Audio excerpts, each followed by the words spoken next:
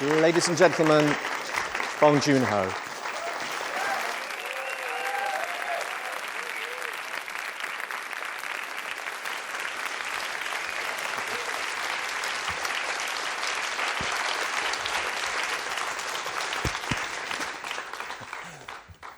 Good evening. Thanks for coming. Yeah, it's a great honor to be here. And I can speak a little bit of English, but she's perfect. So you have a great translator here. So I hope I can speak Korean here. So 이 바프타 스크린라이터 토크 이벤트에 이렇게 초청받게 돼서 너무 큰 영광이고요. 예, 이게 아무나 올 수 있는 자리가 아니라는데 무척 기쁩니다. I'm so honored to be invited to the BAFTA Screenwriters Lecture Series. I've heard that not anyone can be up here, so it's a great honor. 여기 뭐 미스터 알모도바르나 또 노아 바움바크 같은 저도 아주 큰 팬인데요. 예, 같이 이렇게 저희가 여기 포함될 수 있었다는 것 자체가 되게 기쁘고요. 예. I'm a huge fan of some of the other speakers that came here, like Almodovar and Noah Baumbach. I'm just so honored and happy to be included amongst them. 제가 이제 20년간 7편의 영화를 감독을 했는데 사실은 7편의 이제 시나리오를 썼죠. 감독이기 이전에 작가입니다. 그 부분에서 많은 자부심을 갖고 있는데요. 예. During the past 20 years, I've directed 7 feature films, but I also wrote all the screenplays for those works. So before I'm a director, I'm a screenwriter, and I have a lot of pride in that. 그 부분에 대해서 오늘 뭔가 좀 진짜 얘기를 나눠보고자 합니다. 여기 뭐 작가분들도 계시고 영화광도 계시고 또 많은 영화 일을 하시는 분들이 계시겠지만, 뭔가 진짜 얘기. 아까 뭐 이제 어워드 시즌과 캠페인에 대한 얘기도 하셨는데 그런 모든 맥락을 다 떠나서. 정말 선수들끼리 얘기 한번 해보고 싶은 그런 생각이 드네요. So I would like to use this time to really discuss the art of screenwriting. I'm sure a lot of you here are screenwriters, filmmakers, and people who work in the industry. And he earlier mentioned the thing about the awards and the campaign, but I would really like to focus on screenwriting for this occasion. 오는데 차가 많이 막히더라고요. 런던이 좀 교통 체증이 심한 것 같은데 런던이란 도시 자체가 되게 인스퍼레이셔널한 것 같아요. 저한테 항상 많은 좋은 기운을 불러일으켜 줍니다. So on our way here, there was a lot of traffic, and I know there's always a lot of traffic in London, but the city has always been such a big inspiration for me. It has given me such good energy over the years. 그저께는 어제구나. 런던에 사는 친구를 만나러 갔는데 그 코벤트 가든 근처를 싹 지나갔단 말이죠. Yesterday I met a friend here and we passed by Covent Garden. 거기 코벤트 가든을 생각하면 항상 이제 알프레드 히치콕 생각이 납니다. Whenever I pass Covent Garden, I always think of Hitchcock. So, one of my most favorite scene of Alfred Hitchcock movies, his quite later movie, 1972, Frenzy. Yeah, so the very famous that second murder sequence, and after horrible thing happened inside the room, and camera very slowly, beautifully track back, crane movement to the outside the street under the broad daylight. It's one of the most beautiful murder sequences in the movie history. And 그 장면을 되게 좋아하는 장면인데 히치콕 본인도 얘기를 했단 말이죠. 비 오는 뒷골목의 살인사건보다는 쨍한 햇볕 아래 펼쳐지는 아무렇지 않은 그 일상적인 상황에서의 살인이 더 흥미롭다. 그건 저한테 어떤 모토 같은 것이었어요. 시나리오를 쓰거나 영화를 찍을 때 항상 그 히치콕의 말이 항상 머릿속에 맴돌고 있었죠. So that's one of my favorite scenes, and Hitchcock said himself that a murder that happens, rather than a murder that happens in the back alleyway under the rain, a murder that happens under broad daylight during the day is always more fascinating. And that's kind of been the motto of my career. Whenever I'm writing a script or shooting my film, that quote is always hovering inside my brain. 그 살인의 추억의 오프닝 장면이나 또 패러사이트란 영화의 그 클라이매틱 시퀀스를 보면은 지금 제가 말한 것과의 어떤 연결점을 찾으실 수 있을 겁니다. You'll be able to understand what I say if you think about the opening scene of Memories of Murder or the climactic scene in Parasite. 또 화이트채플 얘기를 안 할 수가 없는데. And I cannot not mention Whitechapel. When I was writing a script of Memories of Murder, the movie story based on the real serial killer case in South Korea under the military dictatorship in 1980s. At that time, I spent very hard time with 이제 실제 사건을 쓴다는 게 쉬운 일이 아니라서 그 시나리오 이제 준비하면서 되게 고생을 많이 하고 있었는데. It's not easy to write a story based on true cases, so it was quite a struggle writing the script. 그때 이제 제가 런던 영화제에 초청되면서 화이트채플 근처에 한번 왔다 갔다 하게 될 기회가 있었어요. So at the time, I was invited to the London Film Festival and had the opportunity to walk around Whitechapel. 그리고 제 영국 친구가 그 알란 무어가 쓴 From Hell이라는 그래픽 노블을 선물로 줬습니다. And my British friend gave me the graphic novel From Hell by Alan Moore as a gift. 잭 더 리퍼라는 또 이제 범인이 잡히지 않은 그 케이스, 그 다음에 그 시대상, 그 실제 연쇄살인 사건이 났던 그 시대의 모습이 잘 그려져 있는 그런 그래픽 노블인데 거기로부터 되게 큰 영감을 받았었습니다. So the graphic novel provides a great portrayal of the times, not only about Jack the Ripper and the unsolved murders, but the surrounding environment when the murders happened. So it was a huge inspiration for me. 그리고 이제 한국에 돌아가서 미친 듯이 시나리오를 써나갈 수 있었죠. And then afterwards, I returned to Korea and focused on writing my script. 요즘도 제가 제 새 작품 시나리오를 쓰고 있거든요. 미친 듯한 캠페인 일정이지만 비행기와 호텔에서 계속 조금씩 쓰고 있습니다. So even these days, I'm working on my next script. Despite how crazy the campaign schedule is, I've been trying to make time during flights and in my hotel to work on my next script. 그리고 오늘 여러분들과 이렇게 시나리오에 관한 얘기를 즐겁게 나누고 또 이제 한국에 돌아가게 되면 뭔가가 막혔던 것이 다 뻥 뚫리는 그런 시간이 오기라고 기대하고 있습니다. 그래서 되게 기쁩니다. 오늘 이 시간이. So after we enjoy this great conversation today, I hope to return to Korea and go get over my writer's block and feel the freedom of being able to write. 라이팅에 막힌 것을 뚫어주는 도시가 됐으면 하는 그런 바람입니다. 런던이 항상 실제 그랬었고요. I hope London is always the city that helps me get over writer's block, as it always has been. Thank you.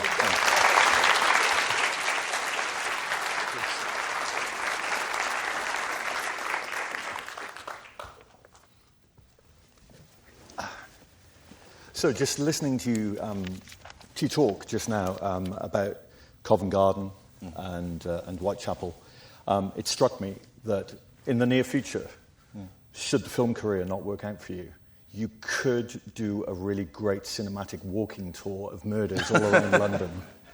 I think people would love it. 가이드 할 수 있을 것 같아요. I think I would make a great guide. You were talking about the season at the moment, the awards season, which can be crazy, but in a normal working day, what's your perfect writing scenario? Are you an early morning person? Is it where the inspiration takes you? 내가 좀 일찍 자고 일찍 일어나는 편이에요. 그리고 5시쯤 아침 5시 반쯤 쓱 일어나서 이제 냉장고를 뒤지기 시작하죠. And yeah, my town nearby my home, there is some great cafes. So I always write the screenplay in cafe or some coffee shop in the corner. So 아침 시간에 가면 되게 조용한 카페들이 좀 있어요. 그런 데 가서 이제 쓰기 시작하죠. Have you always wanted to write? It's my job. And So how early in your life did you decide that you wanted to write? 만화를 그린 게 먼저였죠. 5살, 6살 때부터 만화를 그렸어요. 칸을 이렇게 나눠가지고. 근데 만화에 쓰면 이제 대사나 이런 것들도 포함이 좀 되긴 하죠. And I know that your maternal grandfather, Park Tae-won, was one of the highly regarded modernist writers. And I just wonder, in the family, was there an encouragement for you to work towards a more artistic, creative path? 우리 이제 저의 어머니의 아버지인데, 외할아버지. 그분을 뭐 실제 뵌 적은 없고, 그분은 이제 6.25 전쟁 때 북한 쪽으로 이제 이동을 하셔가지고, 이제 헤어진 가족이 됐죠. 이산 가족. 이제 남한과 북한 사람들 서로 교류하는 게 불가능하니까. 그리고 뭐 워낙 유명한 작가다. 뭐 그런 얘기는 저도 많이 들었고, 뭐 그분이 6.25 전쟁 전에 뭐 이런저런 걸작들을 남겼다는 얘기는 들었지만 그 작품 자체를 제가 어릴 때 접할 기회는 별로 없었어요, 오히려. 그리고 뭐 그거에 대해서 별로 가족들도 얘기를 안 하는 분위기였죠. Actually, it was, I was born in 1969. Yeah, so in 1970, it's a very harsh military dictatorship under the regime. So it means the society is super conservative and very super anti-communism kind of mentality the society has. So, 그 유명한 소설가였지만 이제 북한으로 갔기 때문에 이제 뭐 얘기를 할 수가 없는 분위기였죠. 가족들이 모여서 그 분에 대한 얘기 같은 걸 별로 하기가 애매한 분위기였어요. 근데 제 아버지는 디자이너였어요. 그래서 집에서 그림을 많이 그리시고 그래서 일러스트레이션 같은 것도 많이 하시고. 근데 저는 그래서 이제 뭐 소설이나 이런 쪽보다는 저도 그림을 그리거나 만화를 그리는 쪽으로 항상 촉각이 예민해져 있었고, 말씀하신 소설가 외할아버지는 그냥 멀리 무슨 전설 속에 있는 사람 같은 느낌이었죠. So you have this interest in comics. At what point did you start to take writing seriously? Were you coming up with ideas? Because I know you didn't study film initially, but when did that bug, the desire to write for film, come about? 뭐 어떤 몇 가지 모멘텀이 있었죠. 뭐 좀 어릴 때 충격을 받으면서 본 영화들, 충격을 받은 스토리들 이런 것들. 나이별로 한번 얘기해 볼까요? When I saw Alfred Hitchcock Psycho very first time in Korean television, at that time I was 8 years old, and This explains a lot. 그리고 앙리 조르주 클루조의 이제 그 공포의 보수라고 있는데 그걸 또 9살 때인가 보고 완전히 압도당한 그런 기억. 그 다음에 11살 때 이제 존 슐레징거의 아마 그 윌리엄 골드만이 쓴 거죠. 그 마라톤맨을 봤을 때 그 손에 땀을 쥐고 봤던 그 기억. 그래서 초등학교 때 이런 영화적인 트라우마를 많이 겪은 거죠. 이게 다 무시무시한 영화들인데. And I was very naturally I was so curious about who all made this behind the camera, the director, and also who wrote the story. And I was so curious about it. And I 파기 시작했죠. And I started delving deep into the art of it. So let's jump forward 20 years, and in college you'd made a couple of short films, and then you came out, and in 1997 Motel Cactus, which you wrote but wasn't directed by you, came out, and then 2 years later Phantom the Submarine came out. And I was reminded of a line by Billy Wilder where he talked about watching his screenplay filmed by other people. And it made him realize that if he was ever going to see his film on the screen, his screenplay filmed correctly, he would have to direct it. Was that a similar instance for you? For example, you just mentioned the Phantom, the submarine. It's a quite strange, the submarine movie, and 그 먹고 살려고 쓴 거예요. 생계형 시나리오 작업. 제 아들이 하나 있는데 그때 이게 애기였었거든. 그 시나리오 쓰고 뭐 한 우유 수백 통을 살 수 있었던 거죠. It's not a bad movie, but the movie is slightly cheesy and very 마초적인 영화인데 되게. It was a very macho movie. 근데 좋은 경험이 됐어요. 이렇게 영화의 전체 스트럭처를 이제 피처 필름의 스트럭처를 어떻게 장악해야 되나 그런 연습은 될 수 있었죠. 저의 어떤 정신 세계를 거기 투여한 작품은 아니죠. 다른 감독과 다른 프로듀서를 위해 써서 주는 거니까. 쓰면서도 이렇게 좀 스스로 디스턴스를 이렇게 거리를 유지하게 되는 거죠. 이런 장면도 나오는구만, 막 이러면서. 근데 자기가 쓰면서 자기가 그런 생각을 하는 거지. Wow, how cheesy this sequence is. And I myself writing. 이런 걸, 근데 이런 작업을 너무 오래 하면 이제 정신분열이 올 것 같더라고요. 이런 걸 너무 많이 하면 안 되겠다.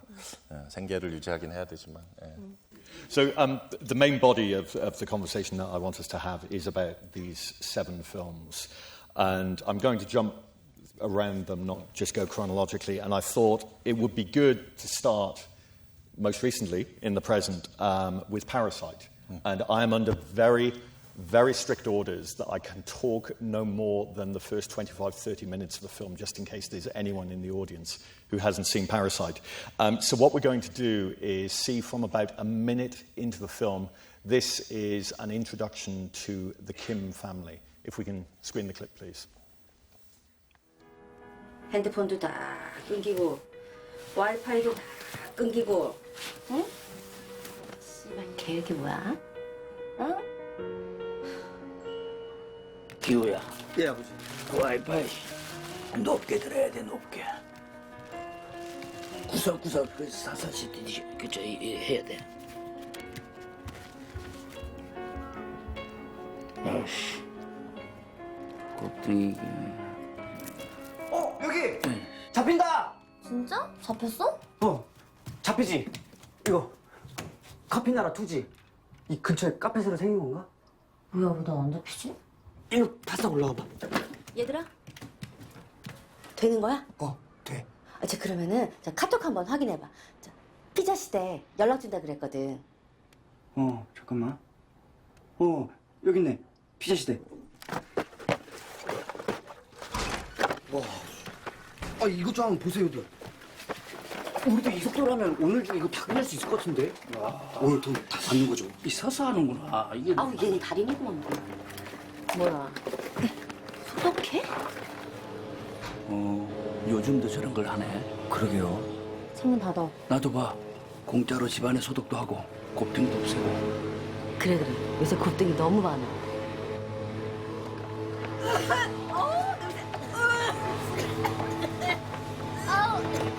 내가 아까 닫으라고 그랬지? 닫을까요?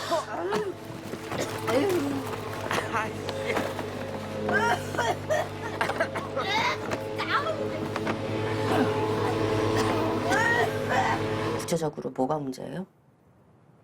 아니 예를 들면 여기 한 봐요.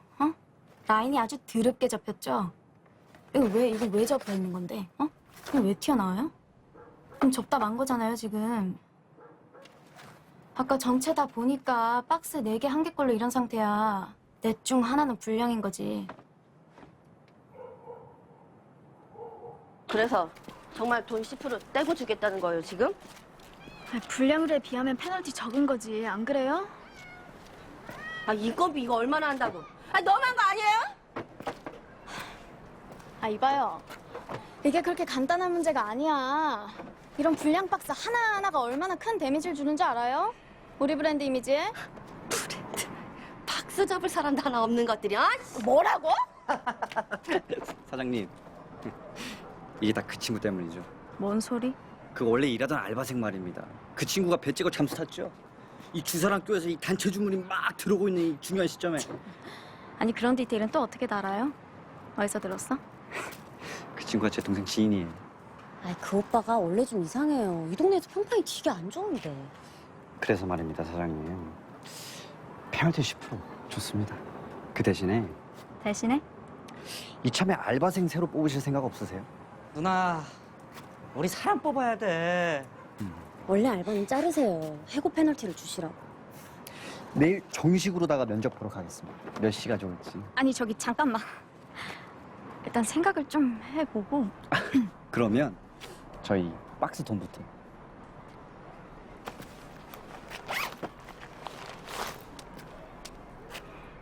자, 이게 우리 모처럼들 이렇게 둘러앉아가지고 일부 핸드폰은 그 재개통, 그리고 쏘다시는 와이파이를 축하하며. 자, 저 새끼 저거 초저녁부터 좀. 도대체 왜 소변금지 팻말 안 붙이는 거냐? 내 얘기했지? 아니야. 그런 팻말을 보면은 더 싸우고 싶어진다니까, 저런 술 취한 놈들은.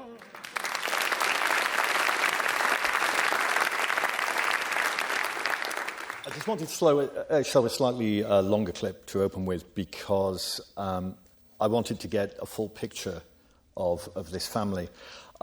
Each character is so distinct and defined very quickly within this film. I'm curious about the creation process with this. Alongside writing the storyline, did you have some notes of what each character would be and how they were defined, or did that just come out naturally of the writing of the screenplay?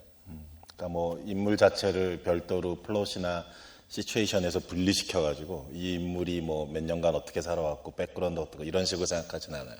저는 일단 상황에 되게 빠르게 저도 그 안에 뛰어들어서 벌어지는 행동과 표면적인 행동과 상황들을 막 써나갑니다. 이제 그러면서 인물에 대해서 생각을 하죠. 이 사람 어떤 사람일까? 예. 일단은 행동을 묘사해 버립니다. 바로 저는. 예. 그게 꼭 좋은 거라는 건 아닌데 어쨌든 예, 이 영화에서는 특히 그랬던 것 같아요. 인간의 구체적인 행동이 제일 중요하다고 생각하고 예, 근데 행동에 의외로 인간들이 일관성이 별로 없다고 믿는 편이긴 해요, 사실. 예. 물론 이제 그렇게 그거에 너무 집착하다 보면 이제 캐릭터들의 일관성이 없어질 위험도 있지만 예, 사실은 저는 그걸 별로 겁을 내진 않습니다. 예. And with peripheral characters, sometimes we see characters that appear in one scene, walk through a scene, other characters kind of return, such as the drunken man. Again, do those characters come out of the creation of the main characters that you're writing and in reaction to how they may respond? 그렇죠. 그러니까 뭐 무인도에 혼자 있는 뭐 톰 행크스가 무인도에 혼자 있는 캐스터웨이 같은 영화가 아닌다면은 항상 서로 인터랙션 통해서 캐릭터들이 발전하게 되니까요. 사실 그냥 기본적인 부분인데 특히 이 영화는 이제 가족이라는 유닛을 패밀리 유닛을 통해서 전개되는 영화니까 가족들끼리 서로 툭툭하는 행동이나 말을 보면 이미 금방 인간들의 분위기 금방 파악할 수는 있죠. 그리고 술 취한 사람이 하나 나왔을 때도 그 사람을 향한 태도들이 다 약간씩 다르잖아요. 내면이. 그럴 때 그런 이제 리트머스질을 통과하게 되는 거죠. 캐릭터들이. 우리가 봤던 방금 클립이 한 몇 분 정도였죠. 어쨌든 그 몇 분 안에 이 가족들이 처한 상태와 이들의 서로 분위기와 이제 모든 걸 그냥 간략하게 다 보여주고 넘어가려고 했어요. 이제 요 바로 직후부터는 이제 사건이 막 시작되잖아요. 그 돌 오고. 예. So with this sequence, there's so much information. And mise en scène is something I want to come on to later and the creation in the screenplay. But there's one tiny detail that I love in this. We see the photo of the mother as an athlete and an award on the wall. And it really, if we're going back to Hitchcock, it reminded me of the opening of Rear Window, where we have 2.5 minutes of music, no dialogue, and we know everything we need to know about James Stewart's character. And that, every time I watch this film, it's a detail that stays with me. Who was this person? How did she end up here? What was the path that she wanted to take in her life? And it's one single split-second shot. It's so important. 사실 근데 아주 구구절절하게 설명하는 건 아닌데 그 메달 걸려 있고 육상 선수였고 듬직한 체격이 보이고 근데 그 지금은 이제 그 되게 구질구질한 집에 쭈그려 앉아 있는 상태인데 거기서 오는 대비 자체가 일단 있는 것 같고요. 이 영화 이제 후반부를 우리가 자세히 얘기할 수는 없지만 아직 안 보신 분이 계셔서 저 분의 어떤 그 육체적인 강인함이 이제 많은 작용을 하잖아요. 뒤에 가서 이게 물론 뭐 액션 영화는 아니지만 그래서 뭐 미리 저렇게 시작할 필요는 있었죠. 그리고 부부 관계에도 중요하죠. 이 남자가 직장도 없고 이제 이 아버지가 주인공 아버지가 되게 좀 찌질한 상황인데 심지어 이제 육체적으로도 아내에게 완전히 압도당하는 인물이거든요. 그 부인한테 한 대 맞을까봐 겁을 내야 될 정도로. 그래서 그런 강인한 여자로서의 어떤 모습 같은 게 그냥 되게 간략하게 딱 보여주길 바랬던 거죠. 그리고 메달이 액자 속에 있잖아요. 그 자체가 주는 뉘앙스가 약간 있죠. 이게 그러니까 뭔가 일이 잘 되고 잘 풀리고 이렇게 뭐 그 상을 받고 하던 시절이 이렇게 과거 속에 딱 액자로 프레이밍 돼 있는 거니까 지금 현재는 되게 찌질한 거고 어떤 그 자체의 뉘앙스 같은 게 있죠. 그 액자 속에 있는 메달의 느낌이. I want to stay with openings, but jump back to 2000 and the opening sequence, much shorter sequence from your first film as a writer-director, Barking Dogs Never Bite. In this sequence, Yeonju, the main actor, is talking to someone on the phone who's just berated him for not applying to become a professor at his college. And the conversation, as you'll see, is interrupted by something outside the flat. If we can show the clip, please. This is very stupid black comedy movie. Please don't see that whole movie. 我早就提咗你㗎啦，你又唔聽，冇鬼用。衰狗啊！元俊啊，聽唔聽到啊？又喺度吠啊！聽唔聽到啊？啊，聽到我聽到。你屋係啊，我諗你都聽到狗吠聲㗎啦。我係聽到啦，你估我聾㗎咩？係啊，好鬼煩啊，真係煩死人啊！你係慘啊！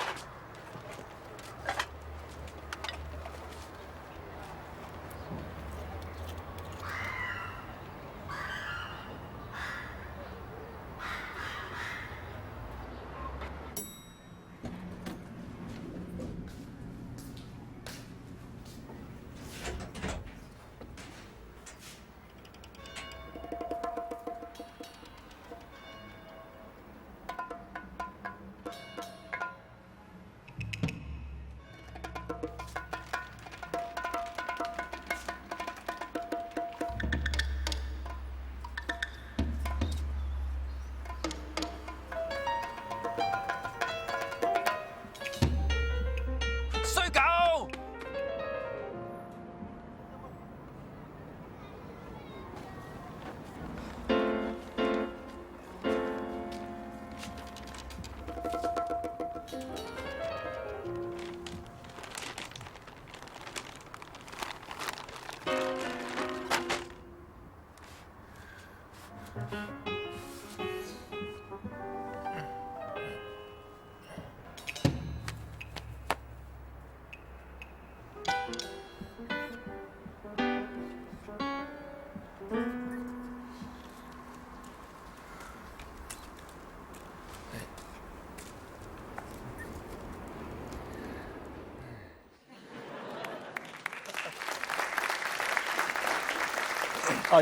！I don't know if you know this about British audiences, but you could have someone thrown off the building, no one would bat an eyelid. You throw a dog off the building, everyone is up in arms.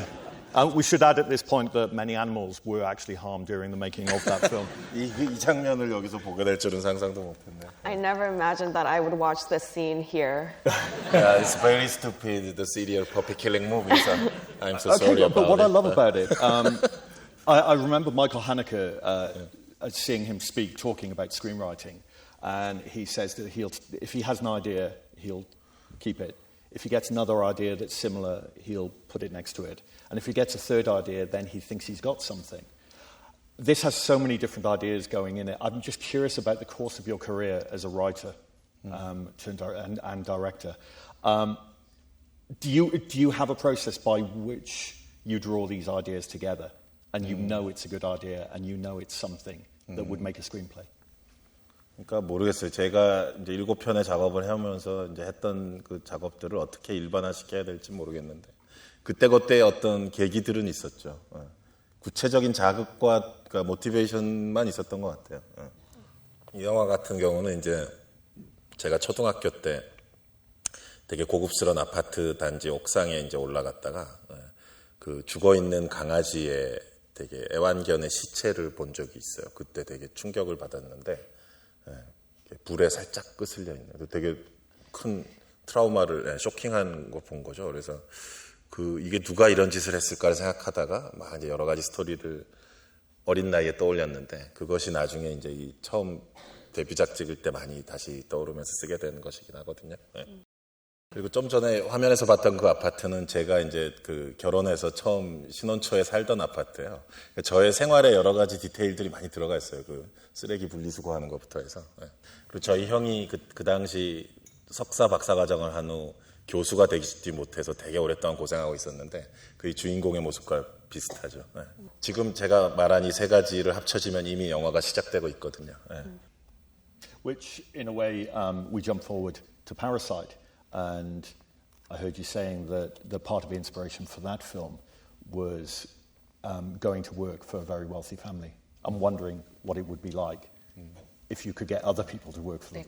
네, 그러니까 뭐 대학생들이 과외를 많이 하잖아요. 뭐 한국도 마찬가지인데 그때 이제 남자 중학생 아이를 이제 제가 가르친 적이 있었는데 엄청 큰 부잣집이었죠. 그리고 뭐 그 아이가 저를 이제 2층에 데려가서 무슨 그 집 안에 있는 사우나도 보여주고, 그러니까 되게 사적인 공간인데 남의 사생활을 이렇게 자연스럽게 엿보게 되는 이상한 느낌이 있었어요. 그게 약간 은밀한 쾌감이라고 해야 되나, 이러면 안 되는데 하면서도 막 궁금해지는, 그때 기억이 되게 생생한데, 그게 이 패러사이트 도입부와 좀 비슷한 느낌이 있죠. 그리고 그 과외 이제 튜터링 일자리를 이제 그 당시 저의 여자친구가 소개시켜 준 거였거든요. 여자친구는 이미 그 집에서 국어 과목을 가르치고 있었어요. 그런데 이제 수학 선생도 필요하다고 하니까 저를 소개시켜서 이제 일자리를 넣어준 거죠. 그 이제 지금의 저의 와이프예요. 결혼을 했는데.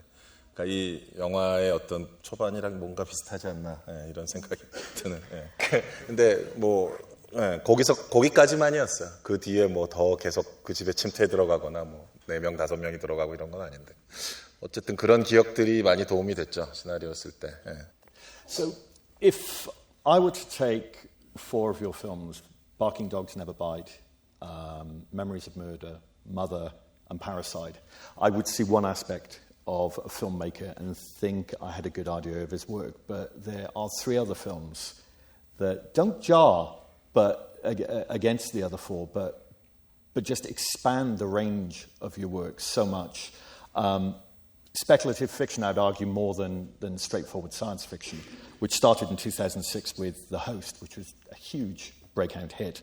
And again, I know we're rushing with clips here, but I'd like to show this just because looking at genre as a writer, I always think is a fascinating thing. And I think there are very few writers who deal with genre as brilliantly and as challengingly as you do in the way that you mash genres together. So if we just see the clip from, this is the appearance in The Host, the first appearance of the monster. We've got a little bit of comedy. You get a sense of a family drama going on, and there is this crazy environment that's going on outside. If we can show the next clip, please.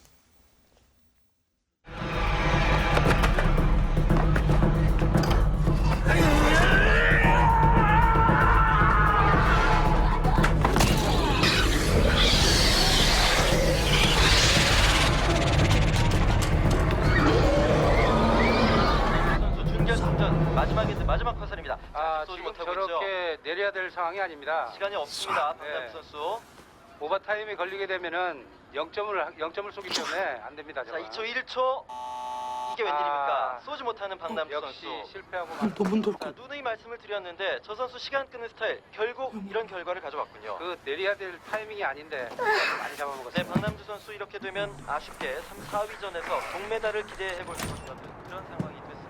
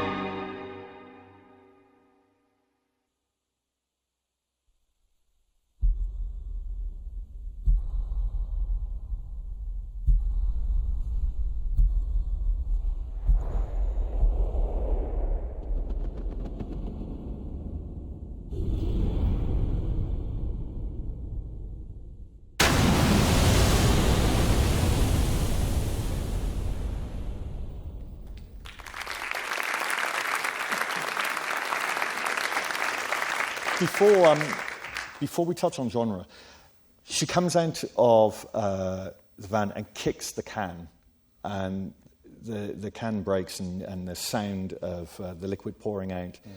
as that dies down, the sound comes up on the screaming. How much are details like that part of the screenplay, and how much does that enter into post-production? Yeah, it was all in the script, all in the description. As a 작가, 감독이면서 쓰는 사람들은 다 비슷할 거예요. 이미 이미지랑 사운드가 있는 채로 하니까. 그리고 어떻게 찍어야 될지도 상당히 고민이 동시에 진행되면서 쓰니까 다 있죠, 이미. 예. 스크린플레이 쓸 때. 예. 그러니까 그러니까 디제스터에 관한 얘기예요. 사실 저 부분은 순간적으로. 작은 재앙과 큰 재앙에 대한 얘기죠. 그 집이 매점 키오스크 하는 이제 가족인데 이제 그 맥주를 신경질 나서 발로 뻥 찼단 말이에요. 거기서 이제 그게 픽 새 나오니까 이제 그 팔 수 없는 맥주 캔이 되는 거 아니에요. 그 자체 아주 작은 재앙이죠. 그러나 바로 그 1초 후에 엄청난 재앙, 진짜 재앙이 오는 거죠. 그 콘트라스트가 있는 건데 그 패턴이 아마 이제 영화 후반부 쪽에 이제 그 괴물 은신처, 그러니까 후반부에서도 반복되는 어떤 지점이 있어요. 그리고 보통 괴물 영화에서는 괴물이 사람을 죽이잖아요. 또는 잡아먹는다고 해야 되나? 근데 이제 꼬리에 묶어서 데려가잖아요. 그게 사실 어떻게 보면 되게 결정적인 부분인데 이 영화 전체의 플롯을 이제 다르게 만드는. 그러니까 이 영화 사실은 몬스터 영화에 외양을 하고 있지만 사실은 이제 키드내핑, 그러니까 유괴 영화인 거죠. 유괴 영화의 플롯을 갖고 있어요. 근데 유괴범이 괴물인 거죠. 그래서 잡혀간 딸내미를 구하러 가게 되는 이제 그런 전체 플롯이 형성되는 게 이제 바로 보신 그 모멘트죠. 그래서 이제 죽은 줄 알았던 딸로부터 이제 핸드폰이 걸려오는 거거든요. 한 10분 후에. 거기서 이제 플롯이 이제 본격적으로 물결을 타기 시작하는 거죠. 네. It is interesting. You say that on one level it's a monster movie, then it becomes a kidnap movie. To watch Memories of Murder, you would think straight away that this is a police procedural film. And I will say, anyone who hasn't seen it, watch that and then watch David Fincher's Zodiac, which is a couple of years later, and he must have watched that film to make Zodiac. But what's interesting about it is it doesn't become just a police procedural. There's humour in there, but it's more the character study of the cops themselves. You've made 3 films that some people might call sci-fi. This film, Snowpiercer and Okja. But each of them seems to jump around within genres. I'm just curious, the idea of genre filmmaking, and particularly speculative fiction, something, an alternate reality, does that give you a platform to be able to explore things that you might not otherwise be able to explore in perhaps a contemporary environment? 장르라는 것이 이제 뭐 그 나름의 규칙이 있고 컨벤션이 이제 있는 거지만은 그거에 의존함으로써 오히려 우리가 살고 있는 세상이나 인간의 본질에 대해서 더 쉽고 빠르게 전달할 수도 있다고 생각해요. 그래서 그런 특히 사이파이 같은 경우 그런 매력이 있죠. 예. 근데 스노피어서에서는 설국열차에서는 제가 이제 사이파이 장르 자체에 대해서 좀 충실하게 접근하려고 했던 게 있었던 반면 괴물이나 이제 메모리스 오브 머더는 이제 그 장르를 욕보인다고 해야 되나? 그 서구의 장르를 한국으로 가져와서 그거를 이렇게 부셔뜨리는 망가뜨리는 쾌감을 느끼려고 했었던 게 목적이었거든요, 오히려. 네. 미국에서 이제 그 특정 시기에 40, 50년대, 60년대 뭐 이렇게 3, 4, 50년대 장르라는 것이 확립이 됐는데 그 장르의 규칙을 한국 사회로 제가 태어나고 자란 한국 현실로 가져오면 그게 작동이 안 되는 거예요. 네. 그래서 그 장르가 망가진 틈새로 이제 한국 현실이 스며들면서 이상하게 뒤섞인 거기서 유머와 균열과 이런 것들이 막 나오는 건데 뭐 살인의 추억 등장할 처음에 보면은 형사가 무슨 트랙터 타고 등장하잖아요. 그리고 뭐 폴리스 라인도 제대로 안 쳐져 있고 엉망진창인 이제 크라임 씬이 나오죠. 거기서부터 이미 너무 다른 거죠. 예. 그 미국 그 허리우드 영화의 어떤 그 스릴러 허리우드 스릴러 영화는. 예. Also in the Host we saw just before it's a monster movie, monster genre, but the main protagonist, the main characters, they are very the malfunctional family and all the losers, and there is no scientist, no 뭐 무슨 장군, 과학자, 뭐 멋진 히어로 이런 사람 하나도 안 나와요. 되게 한심한 가족들이 막 이렇게 뒹굴뒹굴하고 있는 거거든요. 예. And also the clip you saw is, you know very well, is a very beginning part of the movie. Yeah. So actually, you know the monster film, the genre convention, we have to wait. Generally, we have to wait almost 1 hour to see the tail of the monster or the foot of the monster. At that time, I really hated it, those kind of conventions. So I showed the whole shape, whole body of monster under the broad daylight in the just 시작하고 한 13분 정도였나? 그냥 다 만천하에 보여줘. 예. 그런 약간 객기가 있었는데 그런 식으로 장르 규칙을 좀 박살내고 싶은 그런 좀 마음이 있었던 거죠. 예. 그리고 괴물을 다 보여준 후에 할 얘기가 더 많았던 거거든요. 그 가족에 대한 얘기, 그다음에 그 가족이 사회나 시스템으로부터 보호를, 그러니까 서포트를 못 받는 상황들, 또 그거에 얽힌 미국에 대한 정치적인 풍자. 이제 괴물이 보여진 뒤에 나올 얘기들이 더 많기 때문에 필연적으로 괴물이 그렇게 도입부에 다 소개할 수밖에 없었던 것 같아요. 네. What's also interesting that if we look from this film and you look at Parasite and you look at the working class element of Snowpiercer and Okja as well, it is in many ways the Anna Karenina principles, the opening line of Tolstoy's novel that all happy families are alike and each unhappy family is unhappy in their own way. What's amazing is that your families are happy. The circumstances they're in are very unhappy. But in Parasite, this family gets on. And I find it really fascinating that the dynamic between the family is not, if you would watch an American melodrama, it's the dynamic within the family of who doesn't like whom. They are really close-knit. They are very, very happy. It's what's happening outside that world that is very turbulent. 뭐 이 영화 가족들도 그렇고 기생충 가족도 그렇고 뭐 서로 구박도 많이 하고 툴툴거리고 하는데 또 잘 지내요. 같이 뭐 먹고. 식구라는 표현이 있어요. 한국 단어에. 이게 먹는 입이란 뜻인데 그게 되게 많은 걸 웅변하죠. 그 뉘앙스를 많이 보여주는 가족들인데. 예. 뭐 잘 지내긴 하지만 그렇다고 이 사람들이 무슨 디즈니 영화에 나오는 것처럼 울면서 서로에게 사랑을 고백하거나 그런 모멘트는 한 번도 없어요. 저 영화에서는. 예. I've got two other areas I want to cover, and I have many more clips that we don't have time to show. So probably the last clip we're going to be able to see is not from one of your films, but it is a film that you reference. I've read that you've talked about your fascination with the stairs in the Bates house in Psycho. So we've got 2 1-minute clips featuring those stairs, and then we can talk about them. If we can show the next clip, please. That's great.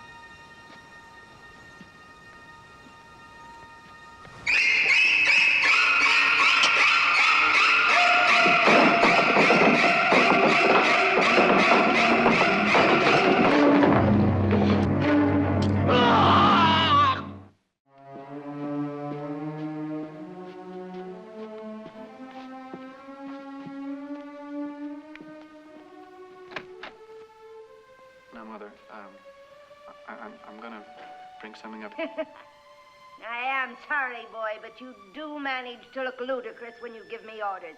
Please, Mother. No, I will not hide in the fruit cellar. You think I'm fruity, huh? I'm staying right here. This is my room, and no one will drag me out of it. Least of all, my big, bold son. They'll come now, Mother. He came after the girl, and now someone will come after him. Mother, please, it's just for a few days. Just for a few days so they won't find you. Just for a few days. In that dark, dank fruit cellar. No! You hid me there once, boy, and you won't do it again. Not ever again. Now get out! I told you to get out, boy. I'll carry you, Mother. Norman, what do you think you're doing? Don't you touch me. Don't! Norman!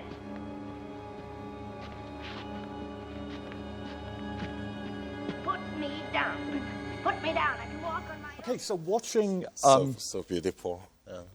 Especially that shot that goes up to the ceiling and then it's overhead as he carries her around. But watching those two sequences, after reading about you talking about them, and then looking at your work, and it struck me, and again, I know this is heavily ingrained in your writing, corridors, subways, basements, tunnels, steps going down to basements, any which way that the frame can be cut or divided. It's really fascinating, your mise en scène, the way that you create these worlds. 폐쇄 공포를 즐기는 면이 좀 있는 것 같아요. 좁고 답답한 공간에 있을 때 어떤 영화적인 활력을 느끼니까 오히려. 특히 그 지하실에 대한 이렇게 집착이 있는지 모르겠어요. 제 영화에 지하실들이 많이 나오는 편인데. 사이코에도 베이스먼트가 되게 중요하죠. 여기 어린 관객들분은 사이코 아직 안 보신 분 계십니다. Who hasn't watched Psycho here? 스포일링을 하게 되는데, 그 엄마 죽은, 아까 들고 나간 엄마 죽은 엄마잖아요. 알고 계시죠? 이거 다 얘기해도 되는 거지? 그 모든 비밀이 지하에서 밝혀지는 건데. 그래서 어릴 때, 그 40년 전에 저 스토리를 모르고 처음 보던 상태가 있었다는 게 참, 저걸 보고 충격을 받던 그 영원히 돌아갈 수 없는 그 순간이 있다는 게 참 묘하게 느껴지네요. 그리고 그 계단에, 그러니까 마틴 발삼이 계단을 올라올 때 되게 기묘한 카메라 움직임과 함께 이제 바닥에 있는 카펫이 점점 아웃포커싱 되는 부분이 있잖아요. 그거는 정말 지금 좀 전에 다시 봐도 정말 아름다운 모멘트인 것 같아요. 그리고 직부감으로 이제 하이앵글로 찍은 그게 단순히 시각적인 쇼크도 엄청나지만 그것이 또 스토리텔링을 돕고 있는 거잖아요. 그렇게 함으로써 그 죽은 엄마 얼굴이 안 보이는 거잖아요. 그러니까 죽은 엄마가 아니라 안소니 퍼킨스 스스로가 가발을 쓴 건데 엄마로 분장을 하는데 그거를 감춰주는 역할을 하게 되는 거니까. 그래서 가장 기능적이면서도 가장 아름다운 그 카메라의 위치인 거죠, 동시에. What's also interesting about that is, and about Hitchcock's work in relation to yours, is precision. If you watch Parasite, whether you're being taken on a tour of one family's poor dwellings, or whether we're visiting the wealthy family, we have a complete sense of space, of where we are. But not only that, the language helps us with that as well. What it struck me you've done with Parasite is you've created people talking over each other in this one environment, and the other environment is almost as geometrically perfect in dialogue as it is in the space that the people are speaking in. 패러사이트 같은 경우는 그 부잣집의 그 모든 사건의 한 60%가 부잣집에서 벌어지고 후반에 갈수록 점점 더 이제 그 중요해지는데 초반 1시간 동안 이제 인물들이 차차 소개되고 이제 이 인물들이 하나씩 그 부잣집에 침투해 들어가는 과정이 나오면서 뭐 대사도 많이 나오고 캐릭터도 나오지만 사실은 그 지금 자기가 말씀하신 대로 그 집의 구조를 관객들에게 1시간 동안 열심히 그 에듀케이션을 학습을 시키고 있는 과정이에요. 전체 집의 그 부잣집의 구조를 3차원적으로 머릿속에 학습이 돼야 이후 1시간을 폭주할 수 있는 거거든요. 영화 구조 자체가. 그러니까 우리 주인공 젊은 아들내미가 이제 처음 과외하러 그 집에 도착했을 때 집이 너무 아름답고 크고 하니까 이제 와 이러면서 정원이 너무 예뻐요. 그러면은 그 이제 그 가정부가 하우스키퍼가 이제 내부도 좋아요 라고 딱 하는 대사가 있어요. 그 이제 되게 약간 웃긴 뉘앙스의 대사인데 거기에 사실 많은 게 함축되어 있는 거죠. 그 이제 그 내부도 좋아요 할 때 그 내부라는 것이 사실은 이 히치콕의 그 사이코의 그 노만 베이츠의 집처럼 사실은 거기에 어마어마한 사건과 비밀들이 뒤엉켜 있는 거니까요. Unfortunately, we are going to have to draw this to a close. But before we do, earlier in his introduction, Jeremy mentioned the organisations who brought all this together and how important they were for this, from JJ Charitable Trust through to BAFTA themselves and also Curzon for hosting this event. I will say this is the 10th year, and this kind of thing cannot happen without the vision of someone who understands the very idea of what screenwriting is. And that is Jeremy, who himself is an absolutely brilliant screenwriter. So thank you so much to Jeremy Brock for being the mastermind behind this.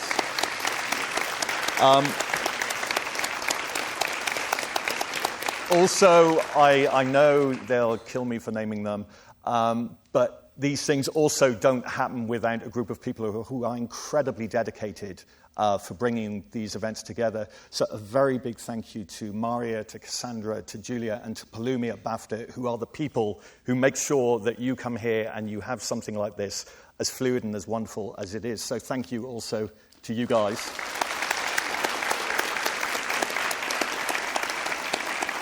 Thank you very much to Sharon for your translation. But most of all, can you please join me in thanking the brilliant Bong Joon-ho.